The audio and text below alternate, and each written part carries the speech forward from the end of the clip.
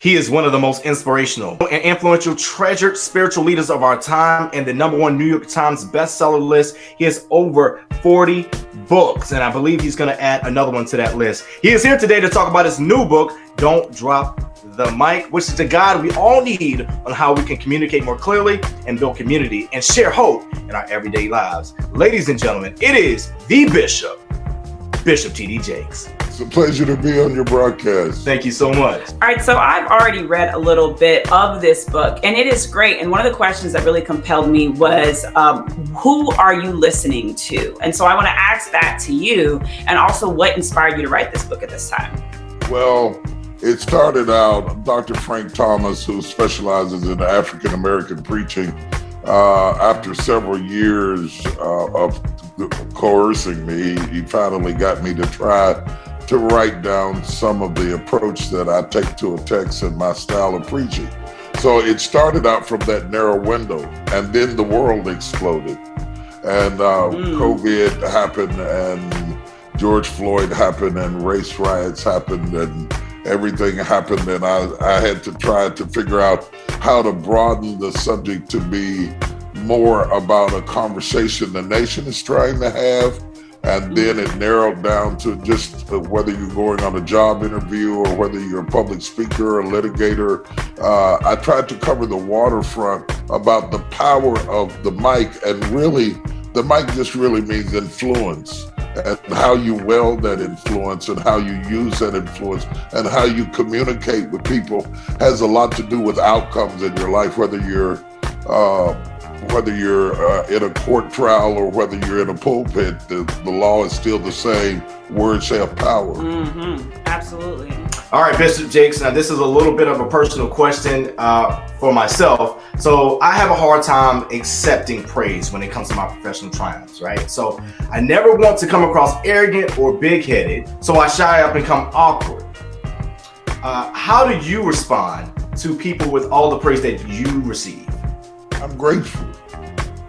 That's my response. I'm grateful. I'm grateful. If it touched you, if it helped you, I'm so grateful. And I am. I mean, it's not just a PR statement. I really am grateful to have had the life that I've had, the opportunities that I've had, and for you to allow me to speak into your life in a way that adds value to you, actually adds value to me. And I'm grateful to have touched your life. I think that's a great answer, and it's an honest answer, and it is neither arrogant nor intimidated. It just is. Yeah.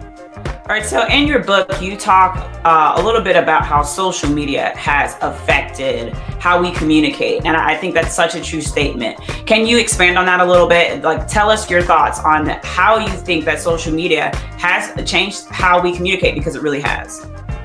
There are a lot of things that I cover in the book. Some of it is, it reduces us to emojis and to avoid conversations. And I think sometimes it's already hard enough to be understood. Now I have to understand sign language to know what you meant. You know, a smiley face, a heart, fire, articulation is important. And all the more when it comes to important issues. I have a rule not to deal with a sensitive issue by text, because it all depends on how you read it, what it sounds like. We hear voice inflection and speech pattern and tone and pitch has a lot to do with what words mean. And I think the old-fashioned way of communication, though I use all of the gadgets, Facebook, Twitter, Instagram, all of that, but when it comes down to really building relationship with people, the human voice is a weapon. The human voice is a strong tool of conveyance of love and emotion. And I don't think that you could raise a child sending them heart signs and they feel loved. We have to get back to communicating. All right, so coincidentally enough, we are actually going to interview your daughter, Sarah Jakes Roberts, on Wednesday, and because she's promoting her book, Woman Evolve, and so we'll be talking to her about that. But I'm curious to know, as your children got into the ministry, how did you feel about that? Like, were you like excited, like, yes, this is what I was hoping for, or were you like, oh no, get ready? It's a little bit of both. It's a little bit of both. It really is a little bit of both. And I'm a very protective person. And the public light is hard and harsh, and people are cruel, and scrutiny is intense. And you have to have very thick skin and very strong focus. But I'm very proud of my daughter, Sarah and Cora. They're both very amazing. They grew up in the fire of the public eye, and they learn how to withstand 8 billion people's opinions, because that's what you're actually managing. And I have no doubt that she has that thing, that anointing, that calling, that gifting, and the fortitude, the intestinal fortitude to withstand what it means to step out front about anything, whether it's preaching or protests. If you step out front about anything, music, hip hop, it doesn't matter, gospel artists, you are stepping into the fire. But there is a fourth one in the fire. Yeah, I'm not going to preach. That was my temptation. You're not, what I mean by that to somebody who doesn't understand biblical stories is that you're not in it by yourself, that God is in it with you, and you have to rely on him and his presence, and that he's got you, and not be so needy for public affirmation that you abort who you are and who you're called to be.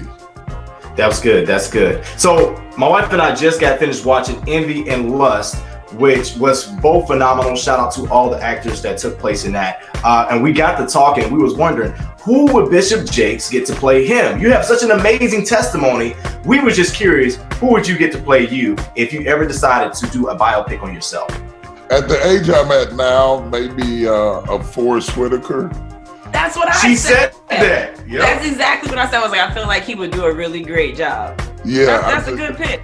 Yeah, Forrest is a friend of mine. He's a great actor. He's a character actor, and at this stage in my life, he would.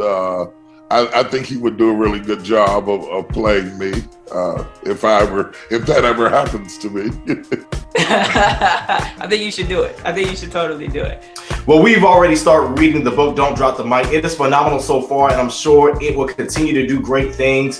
This is his 41st book, so I'm expecting it to do just as great as all the others did before him. So we're expecting it to be on the New York Times bestseller list. Thank you, Bishop Jakes. God bless you, and thank you both.